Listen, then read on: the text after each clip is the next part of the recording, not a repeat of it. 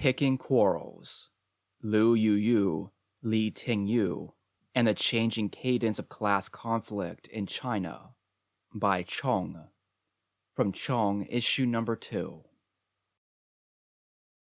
Yuyu and Tingyu met me for dinner at a hole-in-the-wall restaurant on Quiet Street. Liu wore a ball cap, something he was rarely seen without, and a faint smile.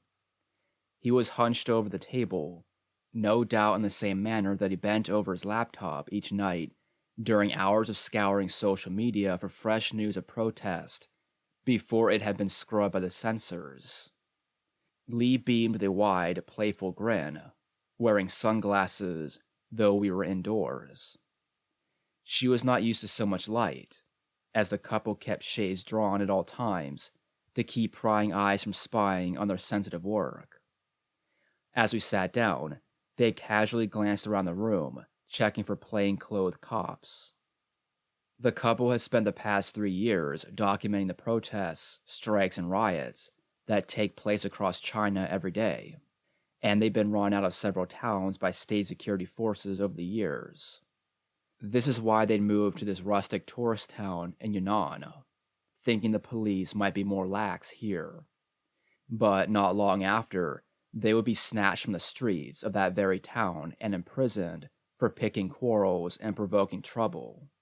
The default charge used to keep dissidents in custody until the police are able to build a more specific case, and their short-lived but important project would come to an end. Li was born into a well-off urban family, but had inherited no wealth or social favors after she dropped out of school and severed nearly all communication with her relatives. Liu, more than 10 years her senior, started out as a migrant worker from a poor village in the mountains of the southwestern province of Guizhou. Together, they committed to a covert project that changed names over the years to avoid the attention of censors, but which became most widely known as Wikidata. Starting officially in 2013, the couple conducted daily searches on Chinese social media platforms for news of mass incidents, the state's catch-all term for any unwanted gathering, and published them on foreign internet platforms, beyond the reach of state censorship. Their project recorded the first-hand experiences of those directly engaged in a struggle, saving their pictures, video, and words, and then categorizing the events by scale, participants, and demands. The pair was dedicated to capturing the widest possible spectrum of social unrest available, rather than focusing on any particular segment of society. The blog itself was little known, but their nearly real-time records became the primary source for Sinophone dissident websites, ranging from mainland Maoist factions to overseas anti-CCP news sites, as well as mainstream English news media, foreign academic projects, and international NGOs, such as China Labor Bulletin and its Strike Map. Liu and Li have been lauded as human rights defenders and award-winning citizen journalists, titles all bestowed only after their arrest.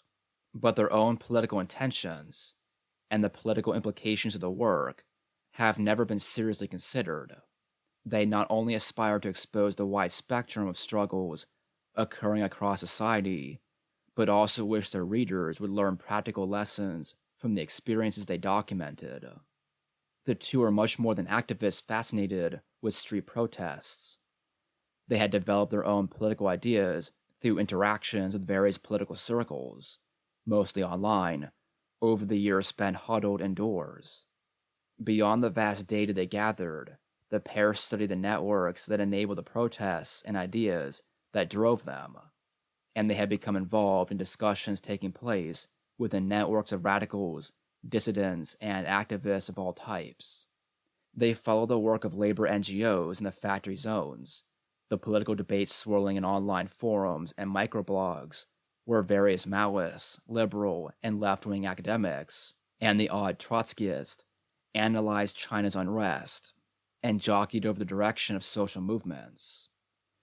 The two considered themselves leftists of a sort, thought Marx was worth studying, and expressed interest in anarchism. But their approach was markedly different to that of the normal online leftist. While the ideas floating through political circles were important, Liu and Li were primarily concerned with the mechanics of the phenomena they recorded every day, including modes of organization, changing trends of struggle, methods of state repression, and techniques of resistance.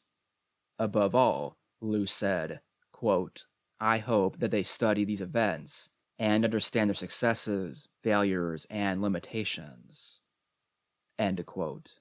They survived on donations from supporters, some of whom gave but a few yuan when they could, while others donated several thousand each year. In a post from January 2014, the couple said they received some 20,000 yuan, about $3,000 over a 5-month period. The small flow of funds was enough to keep the lights on and sustain the 8-hour searching sessions they performed each evening. Most of these social media posts were made in the evening, they explained, so they often worked deep into the night to catch posts before the censors could begin scrubbing the internet. The two were familiar with the revolutionary programs of multiple left-wing groups, both inside and outside China, though they didn't ascribe to any clear position themselves. The breadth of their work, engaging with all sectors of society, from urban homeowners to ruralites clashing with police over land confiscation, seemed to confound any orientation that prioritized a particular social group. They supported Chinese Trotskyist blogger Autumn Fire's independent analysis of strikes and worker organization, but were critical of Trotskyism. They studied the statistics of liberal sociologist Yu Jiangrong, a famous academic studying China's mass incidents, but were wary of how closely he collaborated with the government. The changing trends of struggles demanded constant attention and reevaluation that many of these theorists seemed uninterested in. In 2016, the pair were amazed by the growing number of homeowner protests, which, to their surprise, outnumbered labor struggles. The point was to show the real trends as they existed at any given moment, rather than fit them into a theoretical box filled with hopes and dreams about where things ought to go. When our conversation shifted to protests by religious groups, for example, my quip about the futility of religion was not taken lightly. Quote, "Well, whatever you think, you must remember they're organized, so it's important to understand." End quote, remarked Liu. Though all forms of struggle and organization were significant, Liu's preference was for militant action, particularly against the police arm of the state.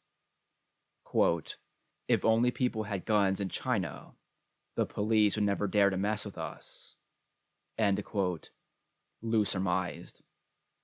He admired the struggles of ruralites, as the blog categorized them, residents of villages far from urban centers, and their courage to stand up to police and corrupt government officials with improvised weapons. The Wukong incident of 2011 made international headlines when the whole village attacked their local government building and withstood weeks of siege by armed police forces. But Liu knew there were countless similar struggles developing nearly every day across the country, where ruralites might flip and burn police cars and stand down state security forces with farming implements. Liu's background is not very clear, and even his own story conflicts with court records. He said he was born in 1979, though records from his sentencing say he was born in 1977. The documents show he was born in 1977 in rural Guizhou, which has, by most measures, retained its status as China's poorest province throughout the intervening 40 years. As a child, he walked an hour or more to school on mountain paths, though he never liked school, attending when he had to, and skipping class when he could. He and his friends would often steal food from home, running off into the woods to form brotherhood clubs. Living in the forest for days before their food ran out and forced them home. When they returned, they were always beaten, but when the punishment faded, they would elope again. Lu loved the idea of belonging to a wandering band of friends, aligned against the world. He liked the Canadian television show Vikings for its depiction of close-knit clans that survive together, wander where they may, and take what they want. Court documents say he was imprisoned for hooliganism in 1996, serving all of his 7-year sentence before being released in 2002. Lu did not mention the stint in prison or the specific crime he was accused of, though he did say some of his friends in Guizhou had been killed by firing squad in the 1990s for stealing, when that form of punishment was still common. He said they stole to survive, rather than beg, because they still had their pride. He left Guizhou to work in the coastal factories, briefly attended and dropped out of college, and then began spending his time after work on China's budding internet platforms. It was through the latter that he became fascinated with the reports about dissident activities and the world censored by the regime. In 2010, he was arrested in Shanghai for taking to the street by himself with a sign demanding publication of the wealth of top party officials. This was the first of his several years of participation in the short-lived Southern Street movement, named after the large number of events in Guangzhou and Shenzhen around 2011, attempting to bring internet activism into the real world by hosting public discussions about political issues with ordinary people. The failure of the movement forced Lu to reconsider his strategy. He scoured the internet for other signs of protest and discovered that, with a few tricks to bypass filters and censorship, he was quite good at finding news of disparate collective actions across the country. He soon began dedicating all his spare time to documenting and transmitting as much of this information as he could. Li Tingyu was born in Fushan in 1991, where she gradually became aware of the poverty, resistance, and repression around her relatively privileged upbringing. She attended the prestigious Sun Yat-sen University in Guangzhou, majoring in English and outside of class, devouring all kinds of foreign literature, music, film, and philosophy. Before long, she grew disillusioned. She worked for the school's foreign exchange program for a while, helping students get into academic programs overseas. But she discovered that her English teachers were being paid by rich students to write their entrance essays and fill out applications. Meanwhile, she had become fascinated with things hidden by the Great Firewall, such as struggles in Tibet, and with ways of circumventing censorship. All of this eventually attracted the attention of school authorities. She realized that students were working as informants in every classroom, and even her teachers ultimately turned against her. The administration gave Li a choice. If she put aside her troublemaking and graduated like the rest, she would find a good job and live out a good life. Otherwise, the university would make sure she would never have those things. Faced with this threat, she decided to drop out in the final year of her undergraduate program. Soon after her arrest, years later, Li, speaking to her lawyer during a visit to her prison cell, recalled a discussion she had had with a friend attending Peking University, who had bragged about unrestricted internet access at the university and his plans to emigrate after graduation. In disgust, Li remarked, "Do you think there is dignity in living a good life in this country?" Lu and Li first met online. Lu gained notoriety in the online dissident subculture when he decided to quit his job and dedicate all his time to seeking out and reposting protest news. But his efforts only lasted a few months before he was out of money and told his followers that he'd have to quit. It was Li who reached out, convincing him that perhaps, with a little effort and organization, his efforts could be turned into a long-term project supported by his network of fans. The two became friends, then partners, and before long embarked on the 3-year journey that became the Wikidata blog. The Avalanche of History. Lu and Li came from different segments of an increasingly fragmented class. Lu was 39 years old at the time of his arrest, precisely the average age of China's 280 million migrant workers. He represents the mass of rural migrants bouncing from construction sites to factory jobs for the last 2 decades. Li, by contrast, represents the more highly educated urban millennial, inheriting only a small fraction of the massive wealth generated in China over her lifetime, but placed in a social position directly proximate to it. In this position, skill and education is confronted with an absent future, as overtrained youths look ahead to the slow unfolding of a dead-end service economy, where they'll be paid half of what they expected to perform mundane tasks far below their competence. These two dedicated themselves to examining the resistance around them, and from this real movement, trying to understand what might be rising on the horizon of struggle. Theory emerges from the unending avalanche of history. Any attempt to understand the greater organizational potentials foreboded by existing struggles must retain this relationship to reality. Lu and Li's project originated in an often out-of-touch scene of online dissidents and leftists, where theory was little more than pure play of ideas, as forum dwellers sought to suture the dead flesh of century-old orthodoxies about workers' movements and peasant armies onto the living muscle of struggles today. But their work very quickly ascended beyond this insubstantial sphere, documenting real events in a rigorous and systematic way, and thereby becoming a threat to the state. It is this type of documentation that makes their project into an invaluable contribution to theory, since it gives us a very clear sightline into the real movement of history. Among the most important of their findings is the fact that only a small portion of collective actions in China take the form of strikes.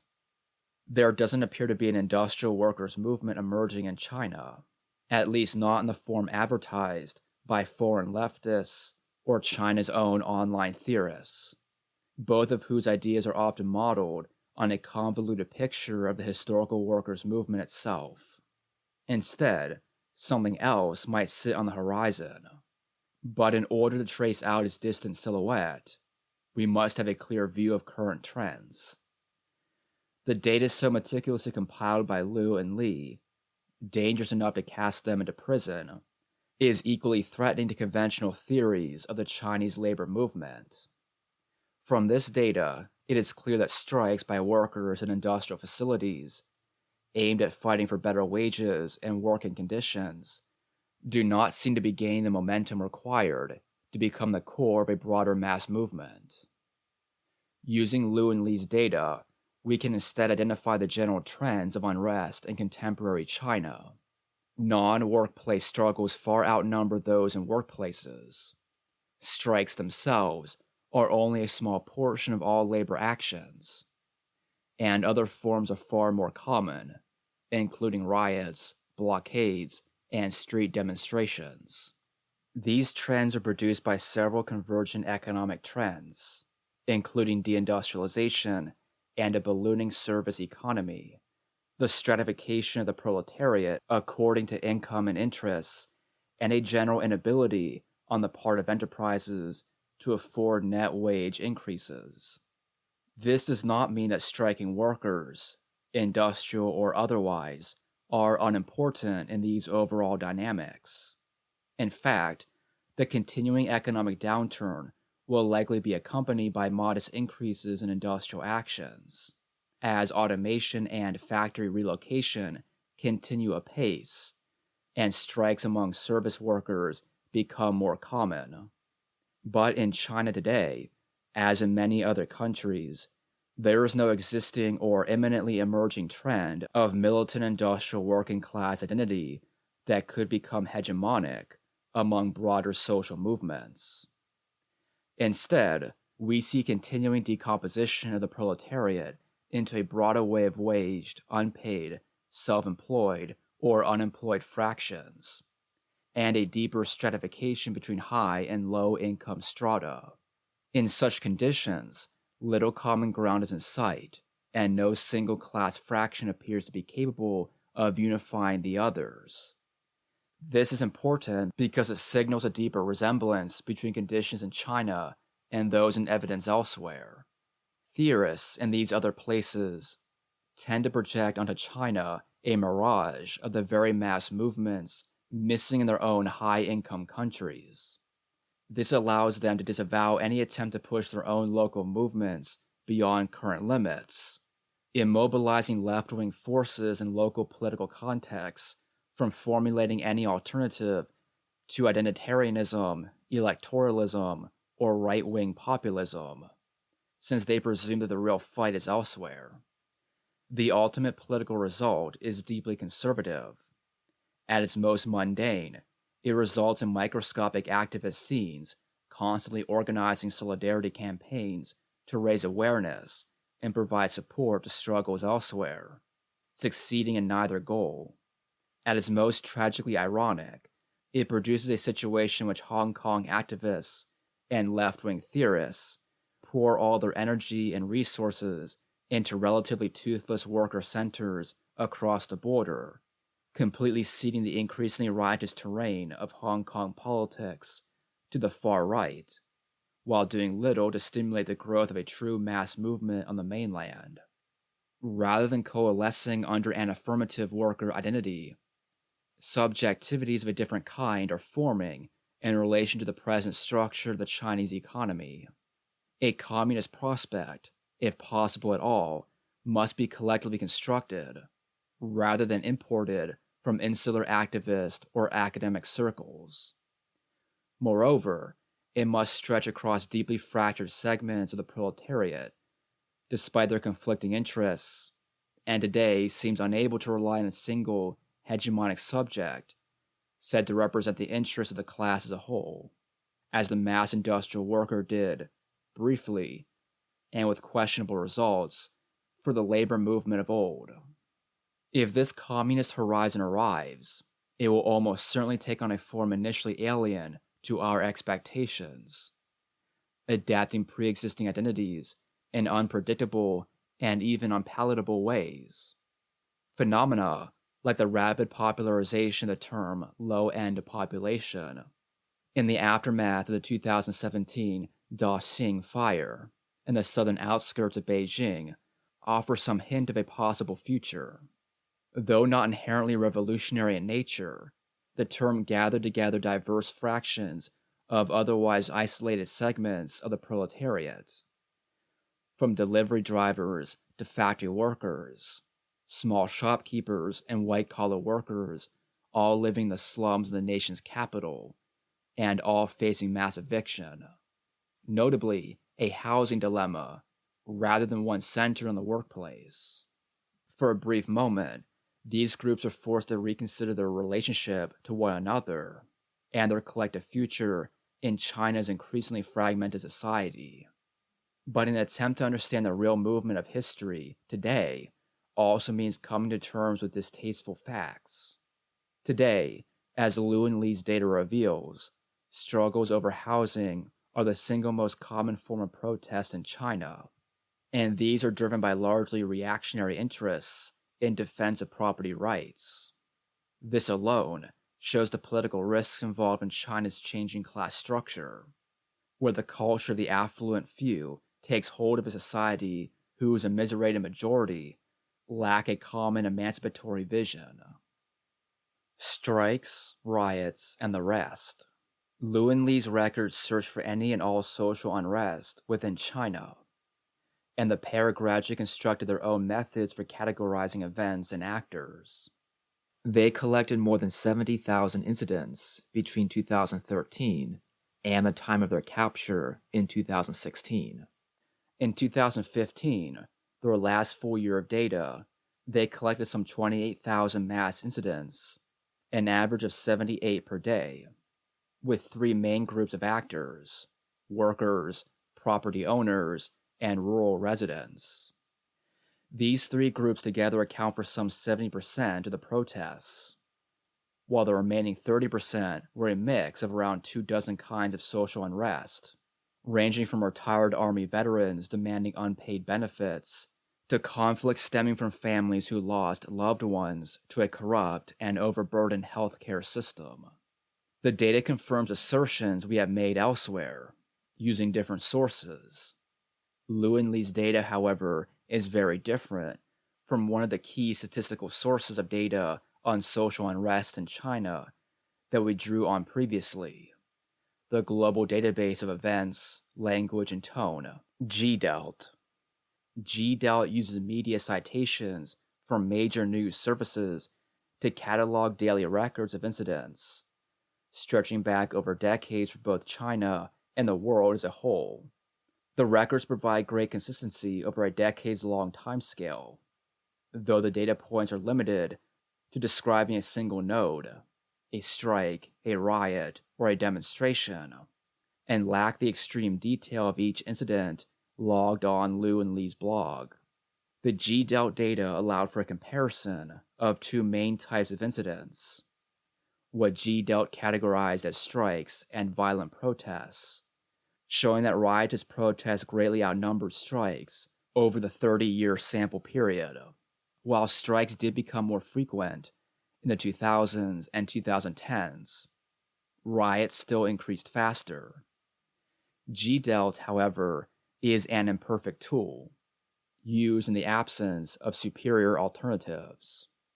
Among its imperfections is its inability to provide a reliable number of specific incidents.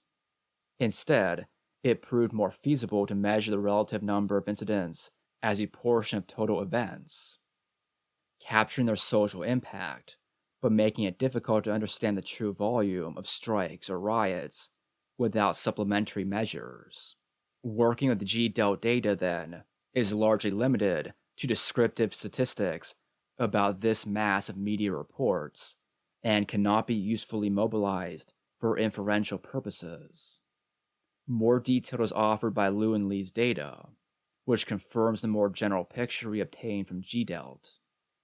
Workplace struggles compose around 40% of the total incidents, and are less common than non-workplace struggles, which make up the other roughly 60%.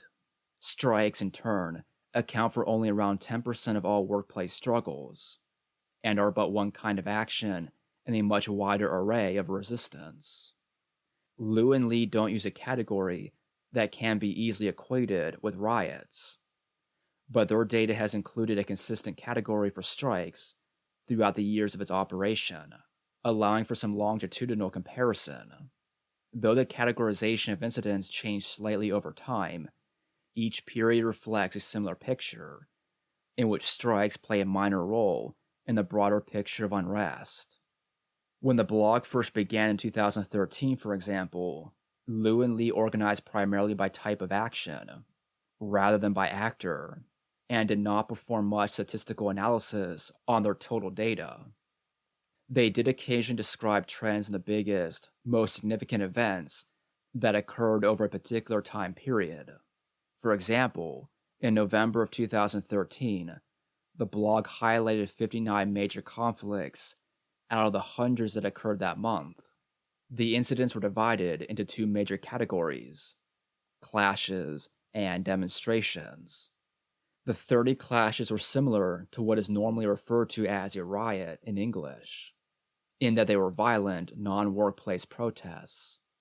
For example, quote, November 1st, government sent police to forcefully expropriate land in Luicheng village, Nanjing.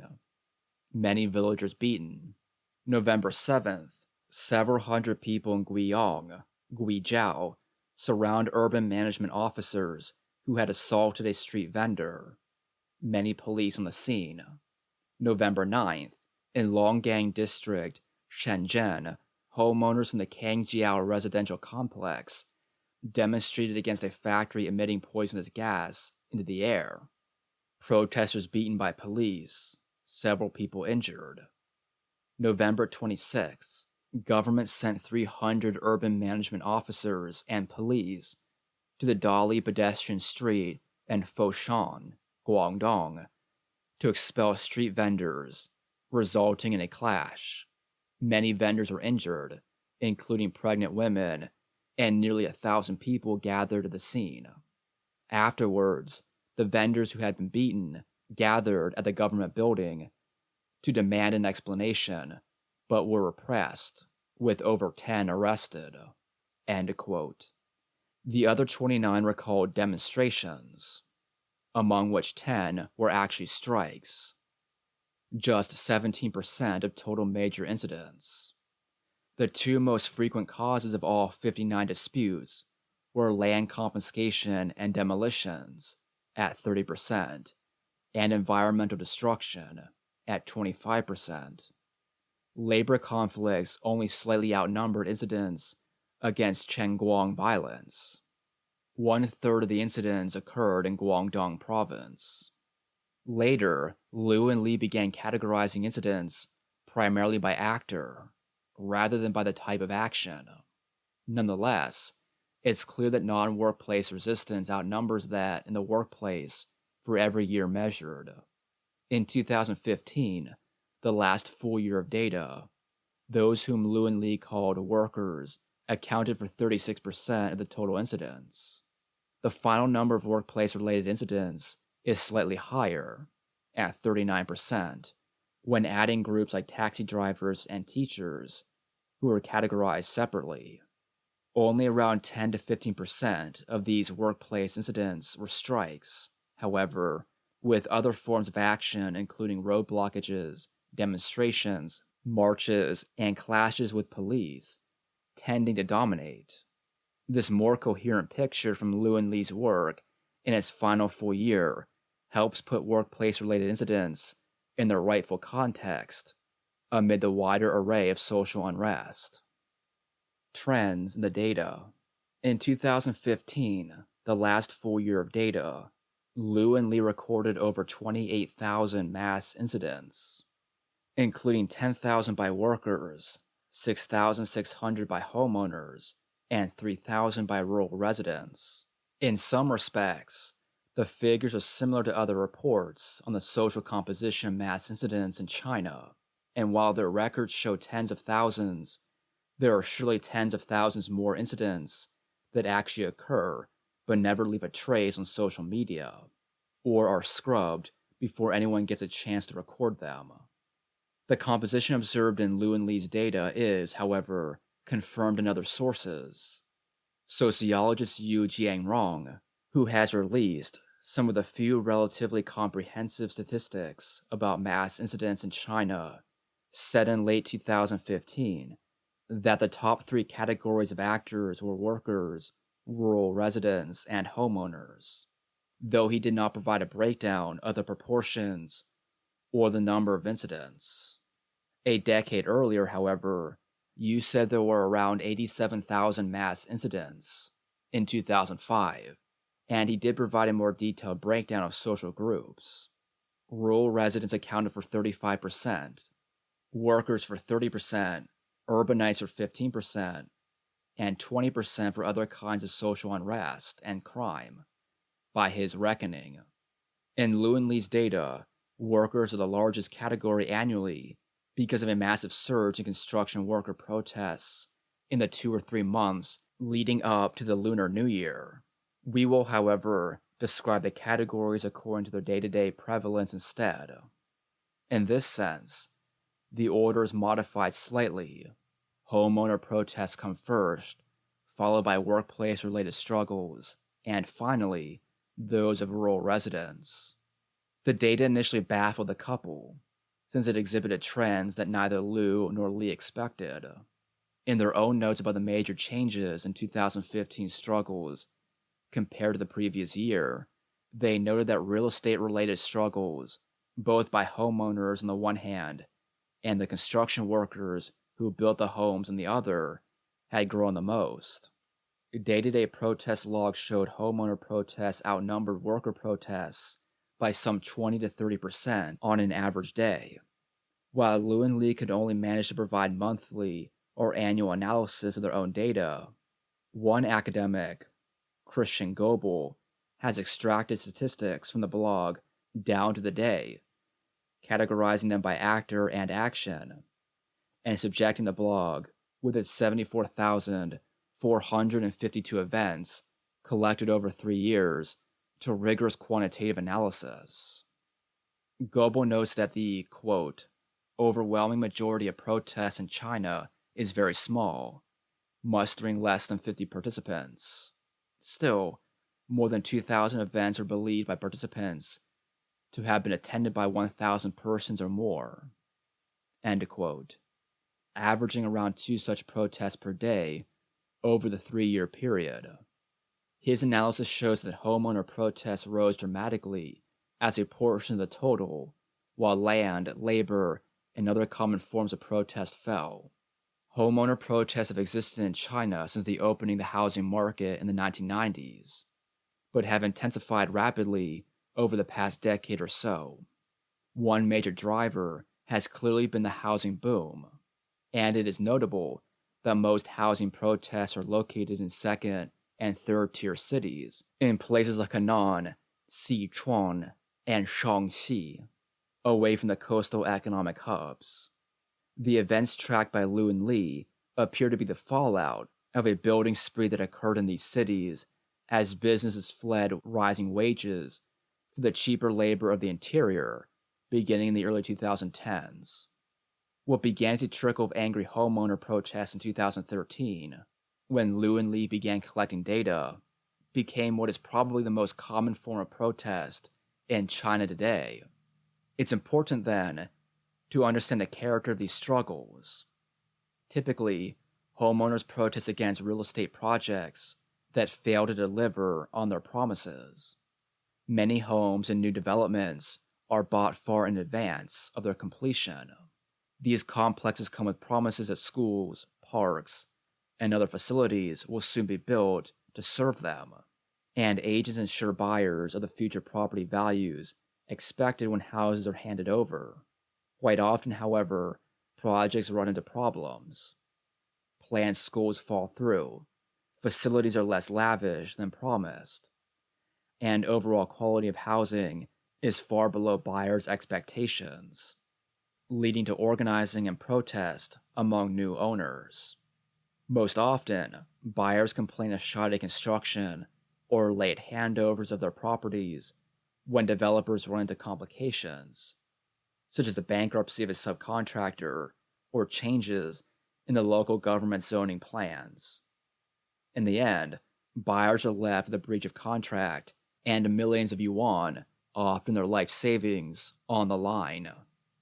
The most common grievances of homeowners, according to the categories constructed by Liu and Li, is that they were cheated by real estate companies in the process of building, or that the homes were delivered to them late or in incomplete condition.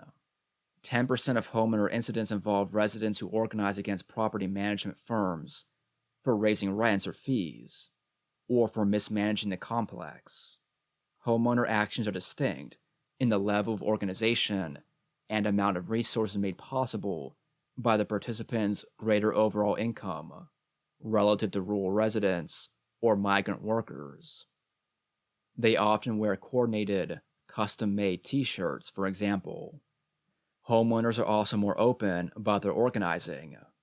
Photos archived by Liu and Li show public events featuring full PowerPoint presentations. This may demonstrate the relative confidence among owners, as opposed to factory workers, for instance, that their efforts are legal and will find widespread support in society and even among state officials. Homeowners often target government buildings, an action framed as petitioning, although sometimes this evolves into the obstruction of gates and roads, forms associated elsewhere with such struggles in the spheres of circulation and social reproduction. Overall, homeowner protests have been depicted as more rational and less violent than rural land disputes or worker strikes in industrial zones.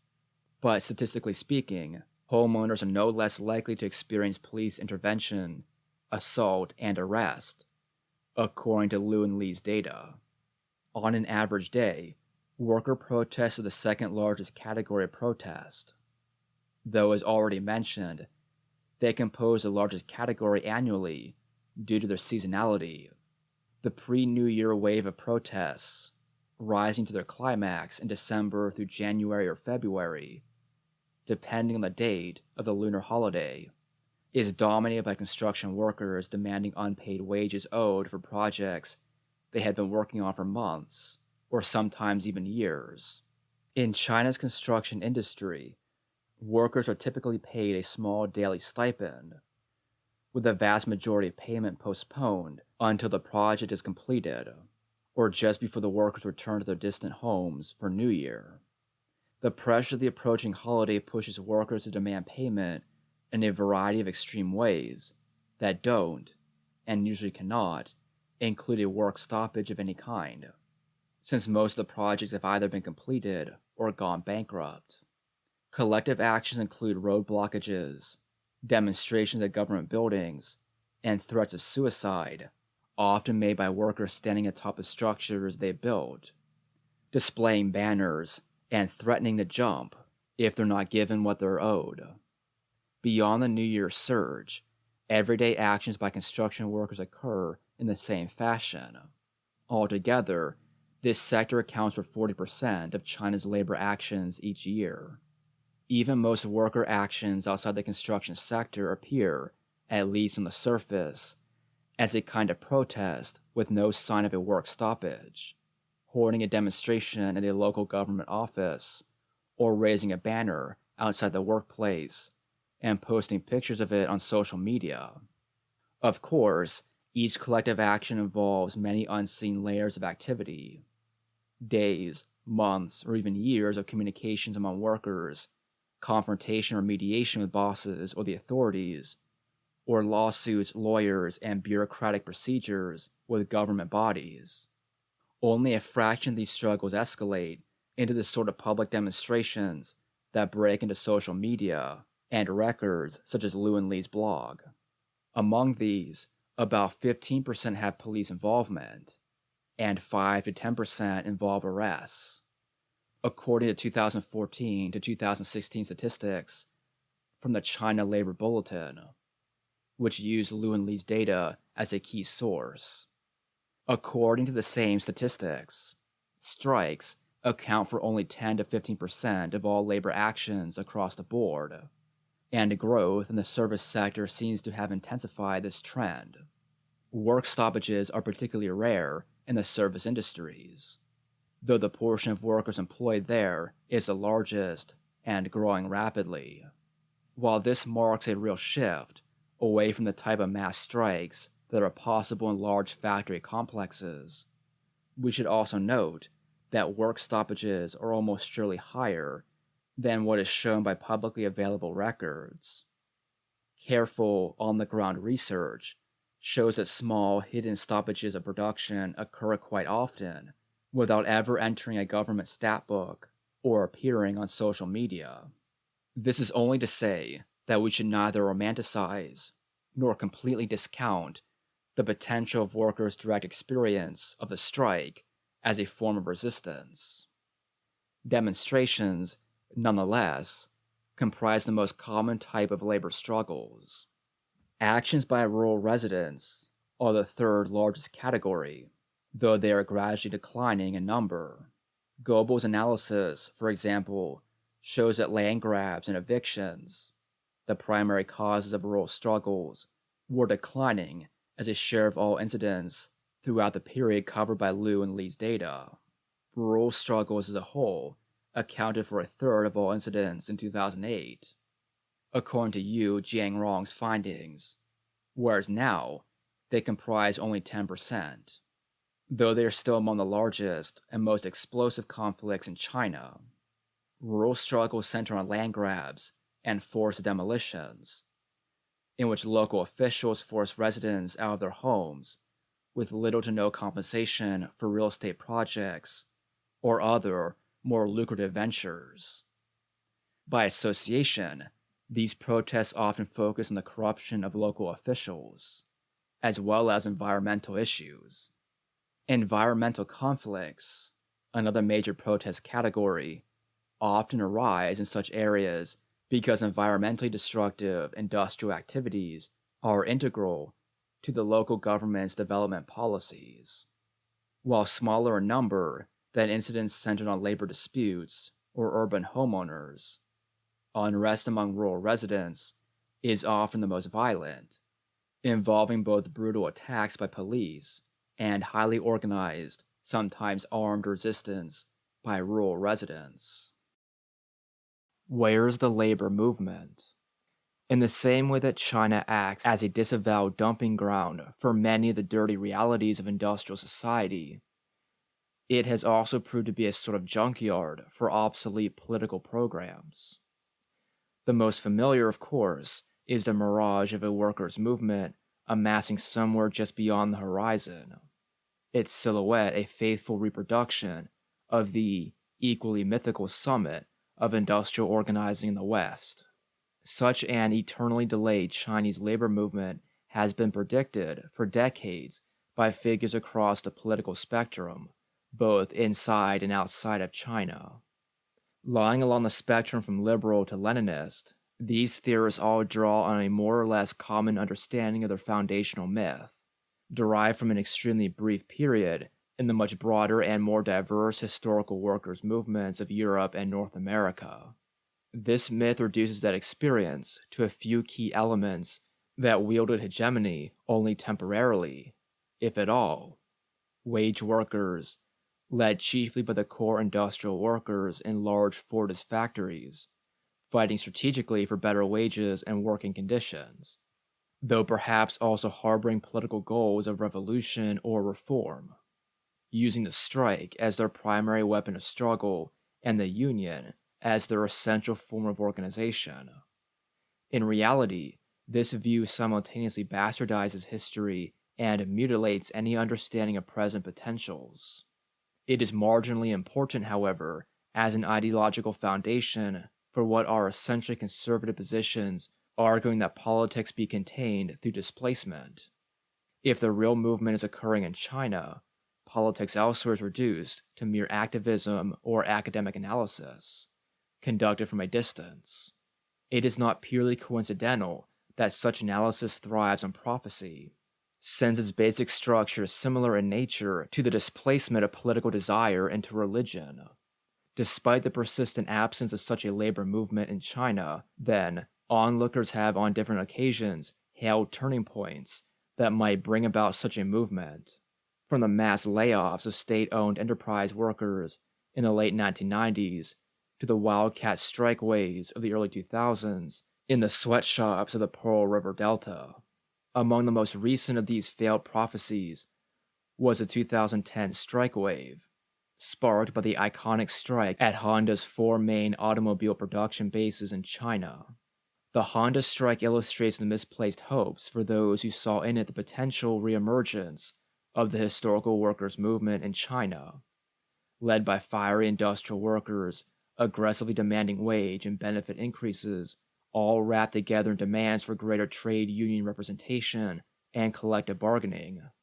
The strikes of May 2010, the largest involving 2,000 workers at the Honda parts plant in Nanhai, Guangdong, were seen as a turning point for workers' unrest in China. Young workers, reacting against years of inflation alongside stagnant wages, won significant pay increases, inspiring a wave of strikes at about 60 other auto plants and other types of factories across the country, followed by nationwide wage increases. Representatives of the All China Federation of Trade Unions, ACFTU, opposed the workers, attempting to break up their demonstrations and compel them to return to their posts. The strike became a sensation in both domestic and international media, with intellectuals, activists, and reporters flocking to the Nanhai plant. Their influence was not just symbolic. One high-profile labor academic, Chiang Kai, was instrumental in mediating a deal for the workers, but he also reshaped their demands, convincing them to add a process of collective bargaining to the list. The incident was soon resolved, and workers gained a 35% pay increase. Meanwhile, reformers within Guangdong's provincial level of the ACFTU seized upon the strike as an opportunity to push for greater union involvement in labor disputes. To this end, they increased the number of pilot projects for plant-level union elections, establishing a version of tripartite labor relations, meetings between representatives of labor, capital, and government to reach agreements on wages and conditions, curbing strike actions and labor disputes, stabilizing wages and working conditions, and attempting to create new relevance for the long ossified ACFTU. Some onlookers, like world labor historian Beverly Silver, felt that the striking Honda workers would resurrect the labor movement, which had been prematurely pronounced dead by the end of the 20th century. In reality, the superficial appearance of a domestic debate on building a new workers' movement actually disguised deeper machinations within the state's apparatus for controlling dissent. The ACFTU's reformist wing, propelled by the strike's energy and bolstered by the international attention, drew on the language and even support of academics and NGOs to make their own case for a better, softer method of suppressing unrest. Silver and others presumed that the auto workers' strike wave was a sign of an organized, militant labor movement on the rise, citing the examples of the US in the 1930s and Western Europe in the 1960s, and then force-fitting events in South Korea, South Africa, and Brazil into this same model, as if history had produced no novelties since the middle of the last century. In this myth, rapid industrialization always led to predictable sequences of militant workers' resistance and unionization, leading the working class to push for more general reforms and revolutionary demands. On its own, this is simply a case of underwhelming scholarship. But in the larger picture, the rudiments of this work have been mobilized for conservative purposes. In reality, the Honda strike was notable for two main reasons. First, it marked a major attempt to reorient the ways in which the state suppresses dissent in China, and thereby played an important role in continuing factional conflict within the capitalist class. In that way, it can be seen as the urban industrial counterpart to Wuhan Village's 2011 experiment in democracy, which was mobilized in a similar way. Secondly, 2010 heralded the beginning of the end of a particular era in which coastal factory strikes had risen to prominence among the variety of collective actions taking place in China every day. It was then a peak of sorts, beyond which lay a descent into another vast hellscape marked by changing geographic and sectoral patterns of labor actions, shifts in the national composition of employment, and new trends in investment and state policy. After Honda, many expected a generalization of the turn from defensive to offensive actions, in which workers would strike for wage increases beyond existing laws and norms, rather than merely reacting when bosses pushed them too far and failed to meet legal standards. In the years that followed, however, these reactive demands for unpaid wages, social insurance, etc., remained dominant in labor struggles. Wages did in fact rise for workers across China, but not necessarily in response to fear of worker rebellion.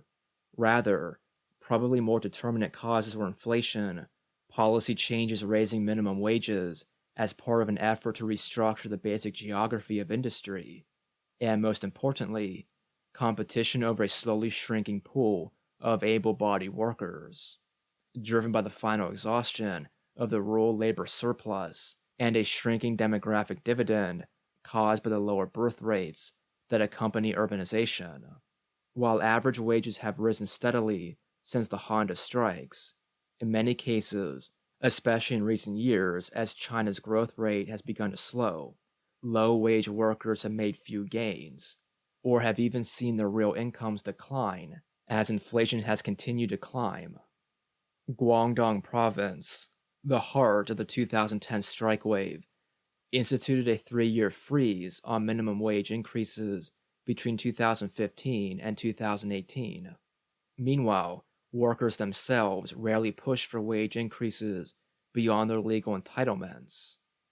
Instead, usually fighting to achieve bare minimum standards like their legally required social insurance payments or wage arrears. In the years following the Honda strike between 2011 and 2018, 2/3 of all manufacturing demands were related to wage arrears, while only 9% involved calls for wage increases.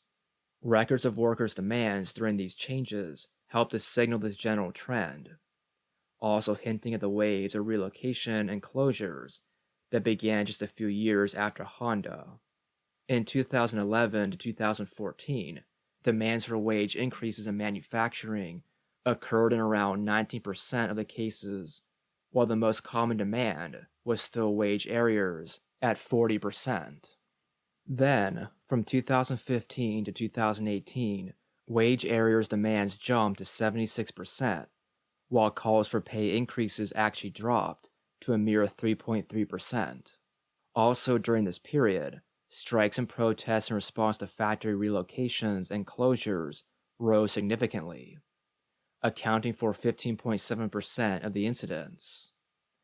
In 2015, even the famed workers of the 2010 non-high Honda strike were still struggling against rapid increases in the cost of living. While in 2010, workers had won a 35% increase and greater participation in the plant-level union structure, they found themselves striking again in 2013, this time against the union, when offered an annual raise of only 10%. A one-day strike brought the level to 14.4%, but in the following years, even this proved insufficient to meet the rising costs of housing, food, and other goods. China's leading industrial workers found themselves fighting just to keep up with inflation in an environment that was quickly becoming unable to provide even the most basic concessions a labor movement would ask of it. All these changes, from the prevalence of defensive demands to the relocation of factories and the falling size and frequency of manufacturing-related strikes, correspond to the changing structure of the economy. In 2010, just when some expected striking factory workers to lead the way for China's proletariat, employment in manufacturing was nearing its historical peak. Plateauing in 2013 to 2014, it has since begun a steady decline, measured as a share of total employment. This decline was concurrent with mass factory closures and relocations beginning in 2013, which caused some of the largest and most contentious strikes in recent history. Nearly all of them fit a pattern. These strikes did not involve demands for significant wage increases at enterprises with healthy profit margins. Instead, they consisted mainly of pitched battles for unpaid wages and benefits at factories facing closure, relocation, or downsizing, sometimes requiring the company to liquidate assets simply in order to pay off what it owed. Labor NGOs intervened in many of these strikes, hoping to put traditional labor movement ideology into practice by directing workers toward collective bargaining and union reform. Workers at these factories, along with the NGO organizations involved, put together some extraordinary long-term campaigns involving strike actions, bargaining with employers, petitioning of the government, and sometimes clashes with the police, only to find in most cases that their bosses had very little to offer them due to the shrinking profit margins that had given rise to the disputes in the first place. The period was by no means empty of major strikes, some even winning fairly large victories. In 2014, around 1,000 workers at garment manufacturer Ortega's in Shenzhen began a series of strikes for unpaid overtime and social insurance contributions. Between 2014 and 2015, workers of the Lied footwear factory in Guangzhou took part in multiple strikes, demonstrations, and negotiations with management. With the aid of local labor NGOs, they won over 120 million yuan in severance pay and unpaid wages and benefits. The 2014 Yuan footwear strike in Dongguan, involving 40,000 workers, making it probably the largest industrial action in recent Chinese history, took place amid fears of the factory's long-term plans to downsize and shift production to Southeast Asia. Further strikes occurred at that and other Yuan plants the following year, when the company continued to consolidate production. But altogether, the strikes in these years were hardly offensive, and rarely demanded wage increases, instead focusing on unpaid wages, severance pay, social insurance, and other demands that accompany the downsizing and relocation of factories. Thus, though large, the strikes that did occur were essentially a fading echo. And in the years after Yuan, the overall trend has been a general decrease in the size of labor actions. Deindustrialization. These trends in worker protests track changes in the industrial composition of the country more generally, which has begun to shed labor in a manufacturing sector stricken by an ever-building over-accumulation crisis. Though official policies are now geared toward building a consumer-led economy, this vision is largely a mirage generated by the faulty presuppositions of mainstream economics. In reality, the subsequent shift of employment into services is more the result of diminishing returns to investment in manufacturing in the context of a tenuous macroeconomic stability secured by similarly diminishing returns to state-led stimulus. The result is an enormous amount of surplus capital with nowhere to go. On the surface, this appears to be driving a boom in consumption and catapulting the coastal cities into service and high-tech industries, mirroring the ladder of industrial upgrading already experienced in Japan and other East Asian late developers. But these other developmental stories were predicated on the outward movement of capital as well, with Japanese, South Korean, and Taiwanese firms passing through a series of trade wars to ultimately secure their status as intermediaries in the new productive chain stretching from mainland China to the consumer cores of the West, with Hong Kong and Singapore acting as new shipping and finance hubs. Throughout, this process was marked by severe domestic crises and capped by an unambiguous capitulation to U.S. interests. It is not yet evident, however, that a new nucleus of production has even been found. Strained by thinning profit margins, capital began to move to the Chinese interior in the wake of the 2008 crisis. But the gains of this relocation have been minimal compared to the earlier industrial boom in the coastal Sunbelt. Meanwhile, production has been moving overseas, to South and Southeast Asia, as well as parts of Africa. But the returns of such outward investment are not yet clear, even while they've already triggered a new round of jostling within the global political economic hierarchy. The basic Chinese macroeconomic picture can be seen from government statistics. The data lacks detail, and recent scandals around false reporting of provincial GDP data act as a continued reminder of the danger of relying exclusively on official figures. But they, nonetheless, capture in broad strokes the unmistakable movement of deindustrialization and the rapid expansion of the service sector. Employment in the primary sector, limited to agriculture and forestry by Chinese reckoning, has been falling as a portion of total employment for decades, and declining in the absolute number employed since a peak in the early 90s. The secondary sector, construction and industry in a narrow sense, including manufacturing, mining, and power, peaked in relative employment in 2012, when it accounted for 30% of the total before beginning a steady decline. This was matched by a similar, albeit slightly more moderate, trend in absolute employment. The tertiary sector, services, and circulation has in turn exploded and is fast approaching half of total employment. In terms of contribution to GDP, China's secondary and tertiary sectors have switched places since the Honda strike. In 2010, secondary sector contribution hit a 12-year high of 57.4% of the country's GDP, while the tertiary sector stood at 39%.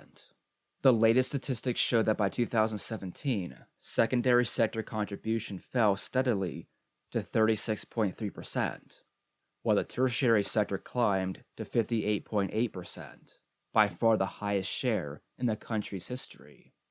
Other official statistics, like the government's annual survey of peasant workers, those of the rural hukou working outside of their home county, show that today, almost half of China's nearly 300 million migrant workers from the countryside now work in tertiary industries like retail, transportation, food services, etc., and the numbers are growing.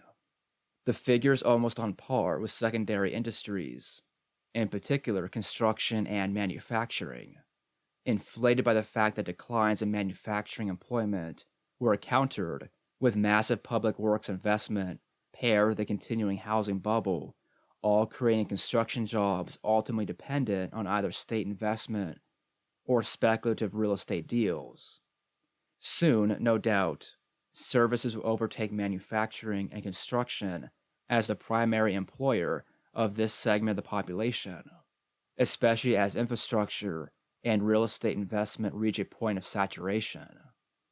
Even in Guangdong province, the heartland of China's export-oriented industries, manufacturing peaked as a share of employment in 2011 and has been falling ever since. Still, output and profits in Guangdong appear to be rising in data available from 2010 to 2015, even as the number of workers in manufacturing fell, a natural product of industrial upgrading, automation, and increases in productivity. While squat sweatshops pumping out textile piecework or plastic parts still chug along in pockets of the province, vast swaths of Guangdong are transforming rapidly away from what they looked like a decade ago. Wave after wave of closures have been welcomed by government bureaucrats, pushing out low-end, labor-intensive industries in favor of higher-tech factories in an effort to upscale. Factory districts have been converted into logistics centers, and sometimes even flashy new tech and innovation hubs in an effort to revive industrial production.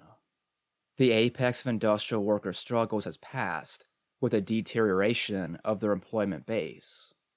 Nonetheless, the hope for a labor movement, projected from afar, has followed factories to inland provinces, with academics and NGOs arguing that relocation might cause a new wave of worker protests closer to migrants' homes that would mark some kind of qualitative advancement over the coastal struggles of the past 2 decades. On the one hand, it is true that provinces like Guangdong are no longer the center of gravity for labor unrest. So far, however, local research has found that inland factory struggles have mainly exhibited weak echoes of those on the coast. No room for a raise. If the post-Honda era has proven anything, it has been the growing illegitimacy of the wage demand, rather than a renewed era of offensive trade unionism. Take, for example, the inability to provide legally mandated social insurance coverage to workers. Landmark labor legislation in the late 2000s and early 2010s was expected to stabilize wage relations and provide a social insurance scheme for China. In part, this was meant as a final replacement for the cradle-to-grave benefits of the Iron Rice Bowl offered to state-owned enterprise workers that had been lost over decades of reform. At the same time, the goal was similar to state welfare policies in the high-income countries, intended to enforce basic stability in the labor market by securing the reproduction of labor power through maternity leave, pensions, medical benefits, etc., The Labor Contract Law of 2008 sought to guarantee a labor contract and shared employer-employee funded social insurance program for all workers. And the social insurance network was further clarified in the 2011 Social Insurance Law, which guaranteed 5 insurances and 1 fund to workers. Pension, unemployment, medical, and work-related injury insurances were to be paired with the Housing Provident Fund, which is meant to allow workers to save money toward buying a home, but is often used as a second pension. All of this was to be paid for by joint contributions from employer and employee at given rates set in slight variation according to local municipal regulations and paid into local government coffers. Workers' social insurance entitlements, however, are, as a rule, actively pushed aside by local officials and employers, who both know that enforcement would constrain and in some cases decimate profits. In fact, despite years of promotion of social insurance laws and efforts to build a more social democratic state apparatus based on shared contributions from state, worker, and employer, social insurance contribution adherence remains at abysmal lows. Moreover, benefits paid by migrant workers into local government accounts are notoriously difficult to transfer across administrative borders, or even to withdraw within the same province, causing many workers to ignore the system entirely. A government report from 2015 showed that only 1/3 of the total workforce had a basic pension, while even fewer had basic medical insurance. Things have not improved since. In January of 2018, the Ministry of Social Security revealed that migrant worker coverage of the various social insurance accounts ranged from 17 to 27% of China's nearly 300 million migrant workers. Tight profit margins restrict the capacity of enterprises to feasibly fulfill even the most basic material demands of workers, including their legally mandated social insurance commitments. Conditions in the Pearl River Delta city of Dongguan provide a good case study of the double bind that workers find themselves in.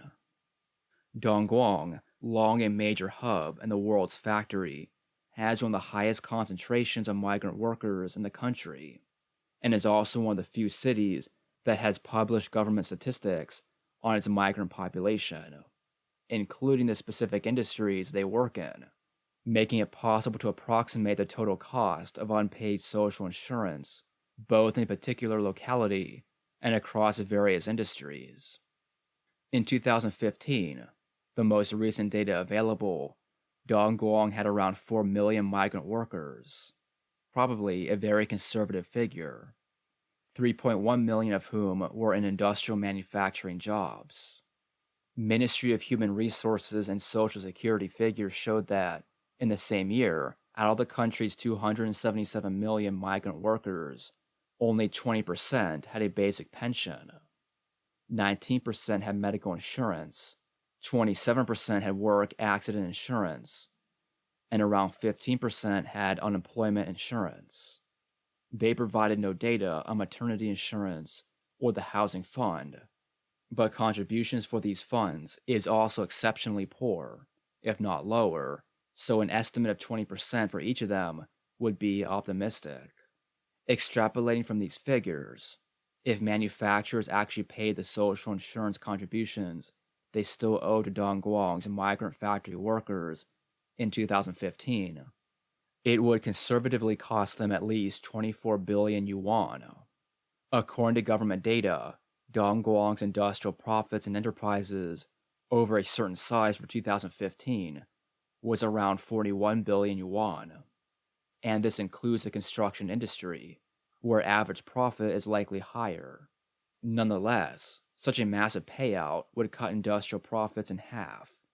Paying workers a 35% wage increase alone, the percentage won by the Honda workers, would by itself cost 40 billion yuan across the industrial sector, effectively eliminating all profits.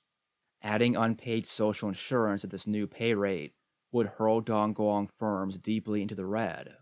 at a total cost of 76 billion yuan.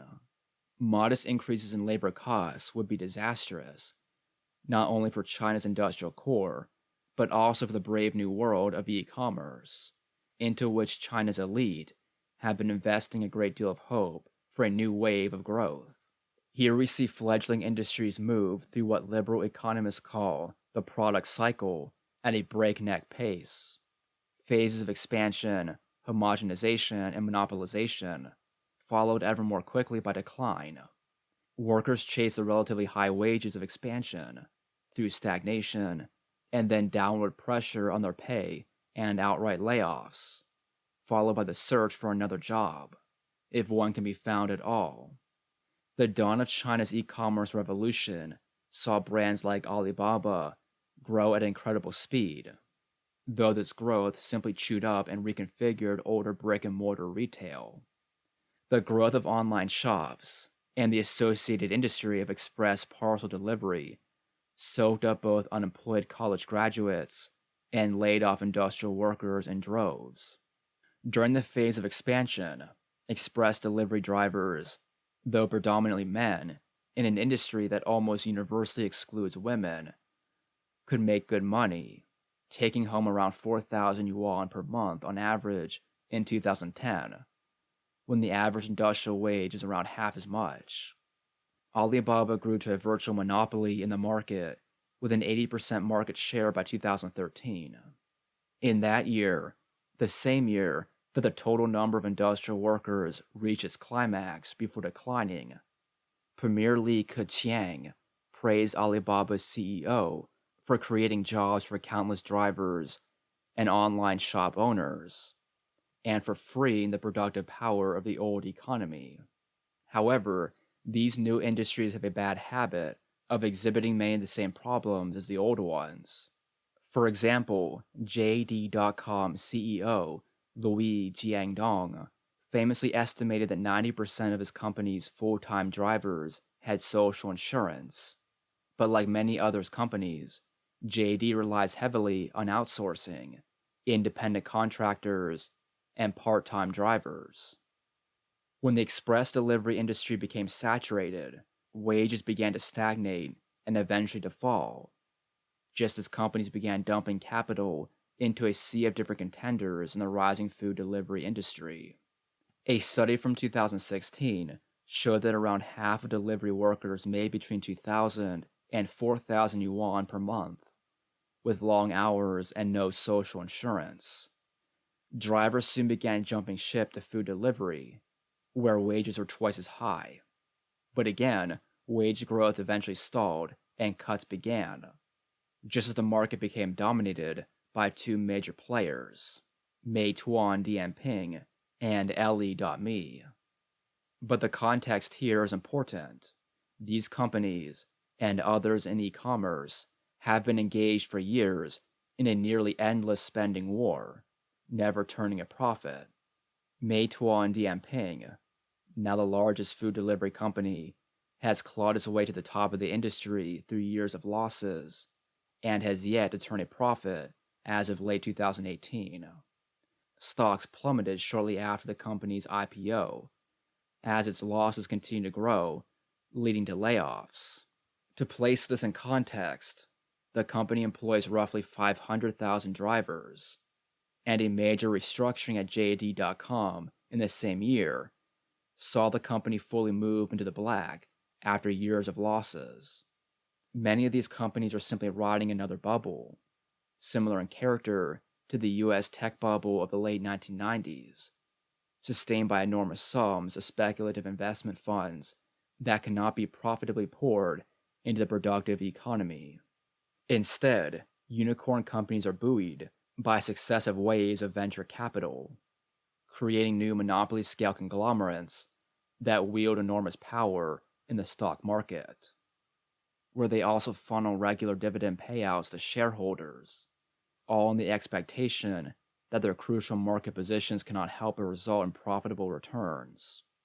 This expectation, however, is a speculative gamble, and every stock market bust threatens to bring the whole edifice tumbling down. the proletariat, and the myth of the middle. The conditions in Dongguan represent just one particular manufacturing-heavy microcosm of macroeconomic dynamics in China as a whole. The country is now experiencing the simultaneous stagnation of GDP growth, slowing wage increases, and ballooning inequality between a rich population that is only growing more secure in its wealth, and an increasingly vulnerable, informal, and fractured working class. All of these trends are driven by the oversaturation of investment in productive industries, which in turn has forced the state to divert resources into large stimulus projects that only result in the accumulation of greater amounts of underperforming fixed capital in newly developed cities and industrial zones in the interior. These new developments tend to attract just a fraction of the productive investment they were intended for. In part, this is due to automation in places like Guangdong, which helps retain output and diminishes the need for new workers elsewhere. But on the other hand, the labor costs of the interior are not as low as those in nearby coastal production hubs like Vietnam or Cambodia. On top of this, China's vast interior simply has too many locales competing to absorb the industries priced out of the coast. Even if a few succeed, the majority will be losers. Meanwhile, since all of these areas are under a single unified currency, the effects of inflation move more readily across the national economy, and a strong yuan in the coast leads to a stronger yuan in the interior, despite wage differentials. On the one hand, this does lead to capital spilling over into the development of other industries, including services. The growth of the service sector and the consumer economy is the official policy goal of the state. But this language obscures the real machinations of a capitalist economy. It's true that deindustrialization has already taken hold. Growth rates across the country are beginning to slow, and services are proliferating. But this is also taking place while wages are beginning to stagnate. In 2012, the year Xi Jinping came to power, China's growth rate began dropping rapidly after a brief stimulus-driven recovery following the crisis of 2008. By 2014, lower growth rates had been officially declared the new normal, with consumption-driven spending to be the new source of growth, rather than export-oriented manufacturing. This announcement was paired with the intentional closure of factories in cities like Beijing in an effort to drive down pollution and force industrial relocation to the less developed interior. At the time, it was imagined that new, consumer-oriented service industries would flood into the breach, helping to build a middle class, and thereby catapult such cities into conditions resembling the imagined ideal of the high-income countries. In reality, this change simply put an even heavier strain on poorer workers, those who would soon be designated the low-end population, and further secured the gains of the hyper-rich. The trajectory of struggles, as shown by Liu and Li's data, is not trending in the direction of a labor movement, but is instead following these changes in class composition.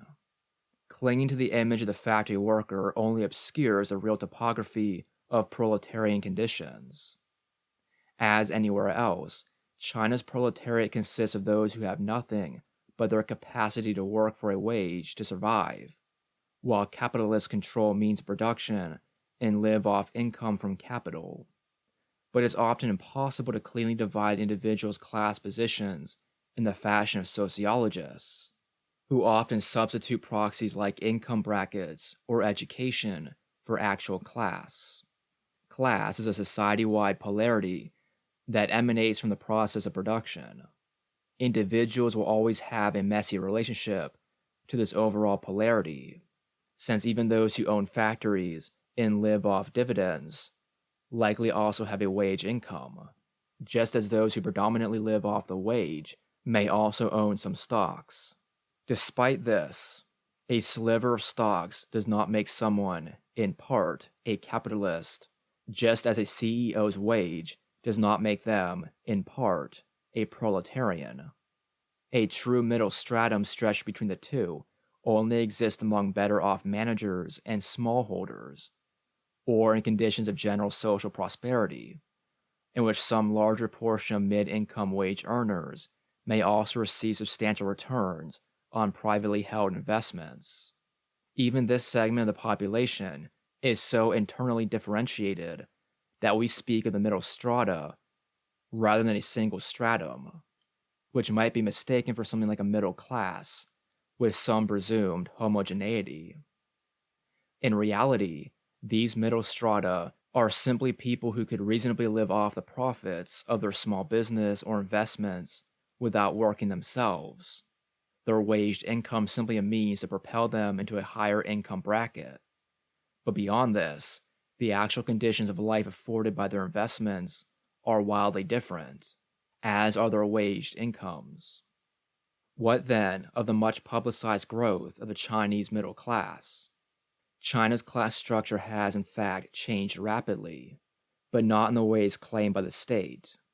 If we examine this illusion of the middle class in detail, we instead find a slowly growing minority of extraordinarily wealthy individuals, a narrow upper stratum of affluent white-collar workers, and a vast majority who compose the increasingly diverse working class of white and blue-collar workers, sitting just above the growing population of the unemployed and semi-employed.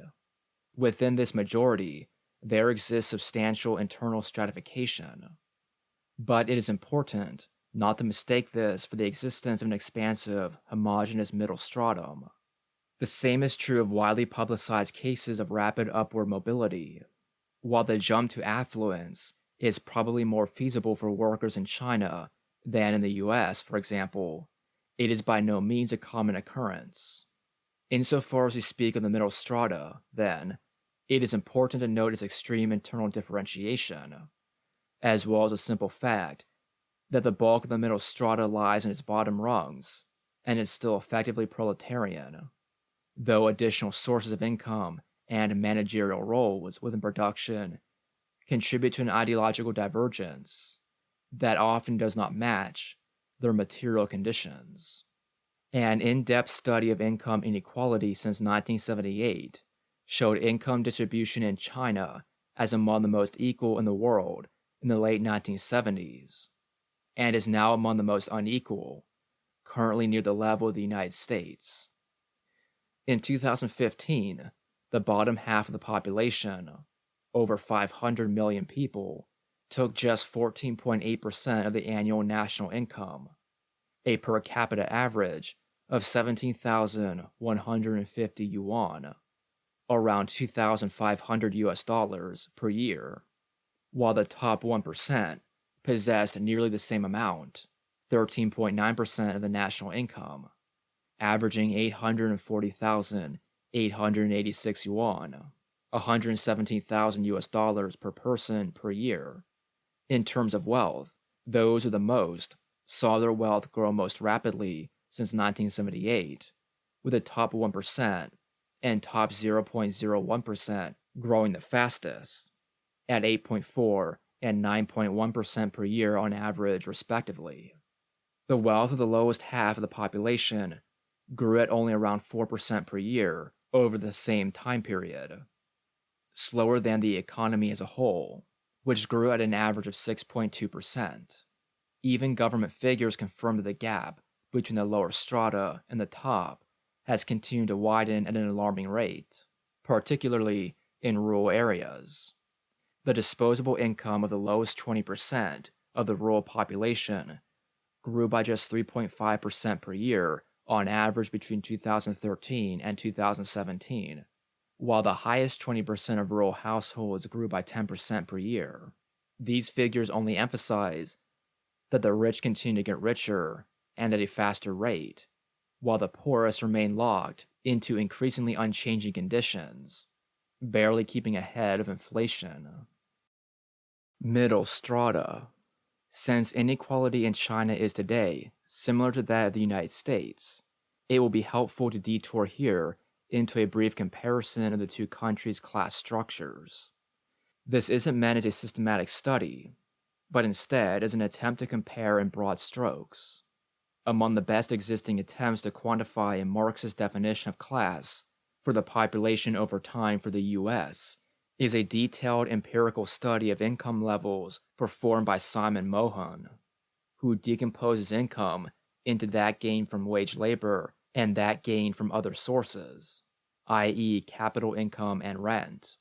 Derived from tax data, these numbers certainly underestimate the lowest rungs of the proletariat, such as the growing homeless population and the actual income levels of the highest rung of capitalists, who tend to make use of tax-free offshore accounts.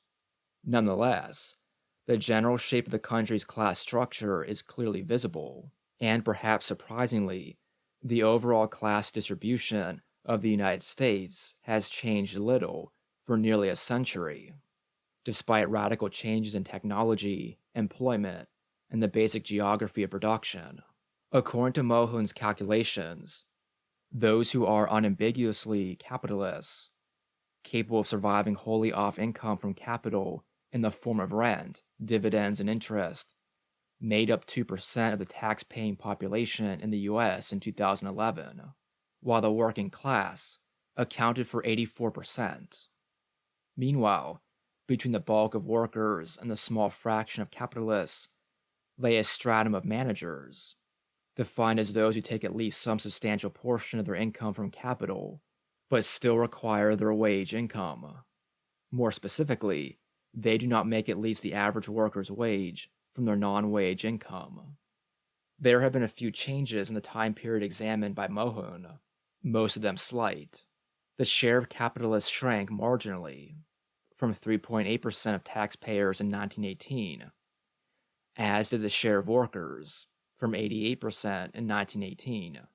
Making up the difference has been the oscillating growth of the wage-dependent managerial strata, which composed a larger share of the total in the years leading up to the Great Depression, 6 to 12% in the 1920s, then troughed in the 1940s at about 4% of taxpayers, before rapidly and continuously ascending in the post-war period, peaking in the 1980s at about 19%, before experiencing a moderate fall, accounting for about 14% of the population in 2011. The growth of this managerial grouping has clearly been related to changes in the structure of production, but also defies any simple association with neoliberalism or globalization, since it spans both the early and later post-war periods, and was fairly high throughout the 1920s. If anything, more recent economic restructuring seems to be associated with only a moderate decline in managers since the early 1990s, as the lowest rungs of the strata were pushed back into the working class. The Marxist understanding of the middle strata does not correlate directly with this managerial group, who might be understood as upper middle class in everyday parlance. But the growth of this segment does reflect the disintegrating effect of technical changes in the proletariat more broadly. At the same time, the other substantial change noted in Mohun's study has been the notable repolarization of the class structure, particularly after the 1980s. The income of the definitively capitalist grouping has increased relative to both the managerial strata and the vast majority of those who subsist primarily on the wage. Managers' wages have also increased relative to workers, but this has been concurrent with the decline of the share of taxpayers in this category. In general, inequality has grown to mirror and in some cases surpass the conditions that prevailed prior to the Great Depression. If we take a more expansive view of the middle strata to include non-managerial workers within higher income brackets, the current period is marked by fragmentation across the board.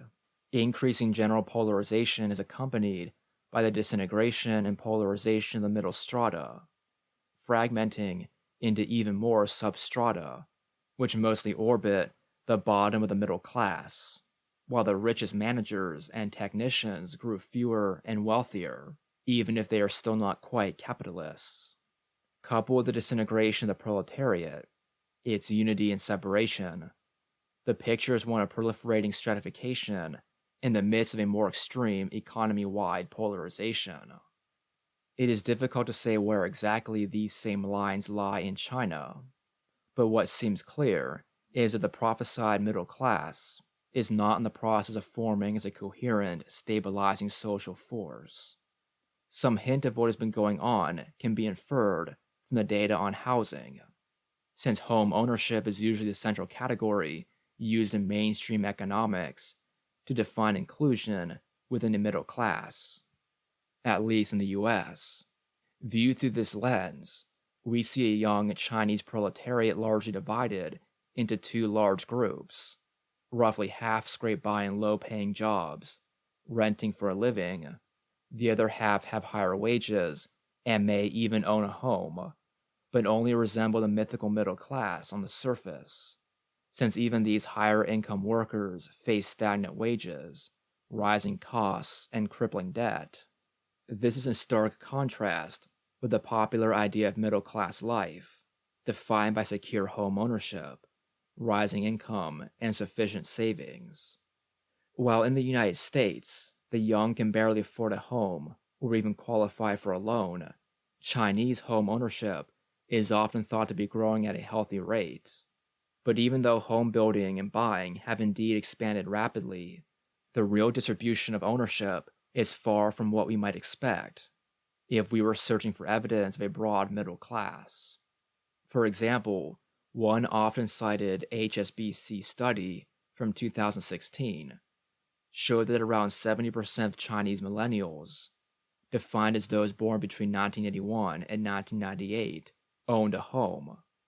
But the study focused on an 85% urban sample, ignoring rural residents, and didn't take into account whether the respondents had purchased the home themselves or whether it was bought in their name by their parents, a common practice in China. A study of young adult home ownership conditions by Tencent from 2016 showed that over a third of those who did own a home had some help from their parents or in-laws. The study, relying on information from 20,000 respondents, most between the ages of 27 and 34, reveals other interesting data. The survey showed that around 46% of respondents did not own a home at all, while the remainder, 39%, owned one home, 10% owned two, and 4% owned three or more homes. These figures align well with the type of class distinctions visible in Mohun's study of the US. A little over 80% of Chinese youth either rent or own a home, in which they may or may not live, the working class of the country, though divided more or less down the middle between a segment of renters and a more affluent group. Then comes a segment of those who can afford a second home, and likely engage in small-scale investment, akin to the managerial class, and then a small fraction of individuals whose ability to own several homes clearly indicates their status as capitalists or landlords. Without matching data, it is hard to make a rigorous comparison between the two countries, but additional information can help to triangulate the rough shape of class composition in China. Rather than approximating between the two non-commensurate units in these studies, income in the US versus home ownership in China, then we can also compare the two purely in terms of home ownership. The overall home ownership rate in the US was 64.4% in the third quarter of 2018. But the comparable statistic in China, home ownership across all age groups, is falsely distorted by the inheritance of the socialist era, which saw a mass property transfer from the commune and state-owned enterprise into on-paper private ownership, resulting in figures for home ownership as high as 90%. The more accurate comparison is to the age group explored by the Tencent study cited above, since this is China's first generation raised more or less completely within capitalist social relations. In the US in 2018, home ownership among those under 35 sat at 36.8%, with 4.6% of those between 18 and 29 owning multiple homes. compared to 6.02% of those between 30 and 49. The 54% of millennial homeowners in China, then, does exceed that of the comparable age group in the US, though it still sits lower than the US average for all age groups, and the fraction of the population that owns multiple properties is certainly larger, which is to be expected for a country in the midst of a substantial real estate bubble. Stratification coupled with polarization. What this generally confirms is that there are rapid changes occurring within the Chinese economy, including the composition of middle strata comparable to those seen in other countries. Since these middle strata are currently being composed, entry into a middle class is certainly higher in China than elsewhere. But the composition of the middle strata, like the composition of the overlapping proletariat more broadly, is taking place in the midst of skyrocketing inequality.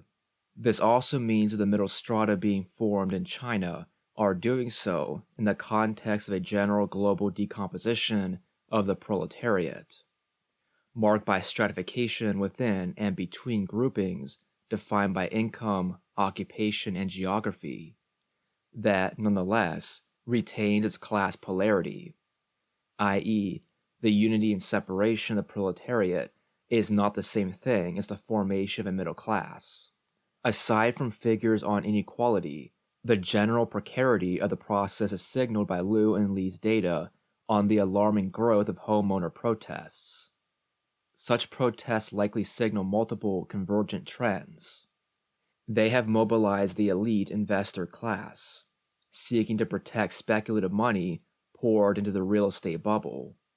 Managers, hoping to secure their status through both direct home ownership and similar, if smaller scale, speculative investment, and the upper half of the young proletariat, who are in the most precarious position due to high levels of debt, rapidly increasing inflation, and continuing dependence on their family, which in China signals a dependence on the diminishing returns of multi-generational wealth transfer rooted in the dismantling of socialist-era institutions.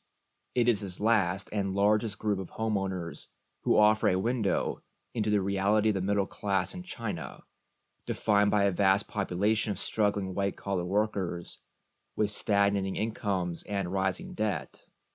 Figures from Jilian Jiaopin, China's largest employment website, showed that while the average white-collar worker's wages climbed until 2016, since then, they've remained at essentially the same nominal rate of around 7,600 yuan per month for 7 straight quarters, despite steadily rising inflation. Jiaopin's average is skewed due to the huge salaries of the highest-paid white-collar workers.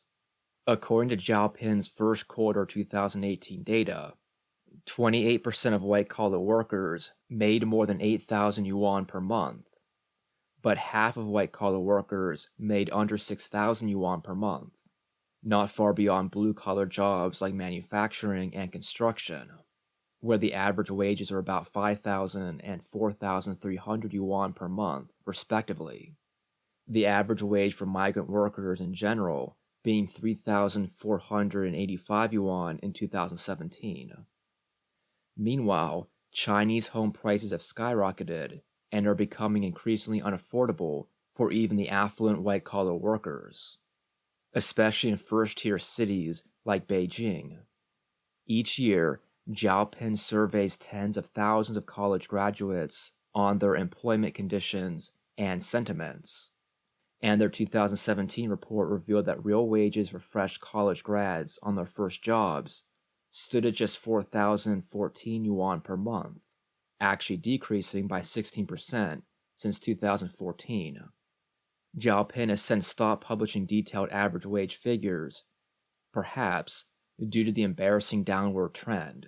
Their most recent report from 2018 only confirms that actual wages of college grads were basically unchanged over the previous year, while cost of living continued to rise. Instead, the company only gave range estimates of income, showing that half of all college graduates found jobs that paid between 3,000 and 5,000 yuan per month, Beyond stagnant wages, for those who can afford housing, the rising level of debt is both a serious personal concern and, increasingly, a threat to the financial stability of China as a whole. A study from the National Bureau of Statistics analyzing housing debt and the credit structure of the economy showed that in 2016, real estate and residential mortgage loans accounted for around 50% of all new loans in the economy. The paper warned that the ratio was even higher when looking at China's state-owned banks, which were responsible for the majority of new loans, concluding that mortgage loans were already out of control. The study showed that between 2013 and 2014, real estate-related financing accounted for some 6% of GDP, but that number had doubled by 2016. In the bigger picture, household debt is relatively small compared to corporate debt, which stood at some 160% of China's GDP in 2017. Household debt, however, is felt deeply by those who hold it. China's household debt now stands at nearly 60% of GDP, and while it alone is not a major risk to financial volatility, the current situation resembles a Ponzi scheme more than the advent of a stable middle class. The total cost of debt servicing in 2017 stood at twice the nominal increase in GDP, much of it housing-related. Debt holders are often needing to take out new loans simply to service interest on old debt, and many young people owe more than they earn due to massive mortgages. The housing conditions of the lower strata are more difficult to ascertain. A government survey of migrant workers from 2010 claimed that 52% of migrant workers lived in housing provided by employers, including factory dormitories and construction site shanties, while 34% rented homes by themselves or with a coworker. In just a few years, the situation had reversed, as the 2016 version of the same government survey claimed that only 13% lived in employer-provided housing, while over 60% rented homes, eating into the wages of most workers. In addition, 18% of migrant workers had purchased a home in 2016, up from around 1% in 2010. At multiple levels, then, it appears that struggles over housing have been thrust into the forefront of class conflict in China today. But the character of such struggles appears to be just as stratified and polarized as the class itself. Beijing burning. The fire began in the basement and quickly consumed the two-story Gathering Fortune apartments, located in a crowded urban slum in the outskirts of Beijing's Daxing district. The upper floor of Gathering Fortune housed some 200 migrants, crammed into subdivided flats. Though the temperature dipped below freezing on those cold November nights, they would not be warmed by central heating for another 2 weeks, according to management regulations. Instead, they are forced to burn coal for heat. A courier sorting packages on the street saw smoke rising from the building and rushed inside. With the black smoke filling the halls, he helped the residents he could find feel their way to one of the 2 staircases that serviced the top floor. But despite his heroism, 19 people died in the flames, including several children. Beijing Party Secretary Cai Qi responded by calling for a mass clearing of Daxing and neighborhoods that housed what official media called the low-end population of the city. The purge, conducted through the end of 2017 and into 2018, uprooted countless thousands of proletarians living in the cheap housing dotted around the city's periphery, including downtown office workers, factory workers from the few manufacturing facilities still left in Beijing, food and parcel delivery drivers, and those running food stalls or working in restaurants and small shops. The unwanted population was pushed out of the city, away from the towering hub of accumulation. They were presumed to have returned to the countryside, or wherever else they came from. A few eventually trickled back into the city, but the vast majority had gone. Where they wound up was of no immediate consequence to the Beijing government. As of today, the clearing campaign continues, but on a smaller scale, justified now in terms of enforcement of the city's official population cap. The incident became national, then international news within days, and the term low-end population was the top buzzword in China's social media for weeks, growing so popular that censors stepped in to ban its use and block any mention of the mass clearings. Not all went quietly, however, and waves of protests occurred at local government offices in the district, likely led by displaced small business owners. Still, Beijingers and other city dwellers, including well-to-do white-collar workers, ruminated on the meaning of the events, feeling out the distance between themselves and those forced from their homes. People wrestled with the question of who the low-end population is, and whether it meant something for those who hadn't been pushed out.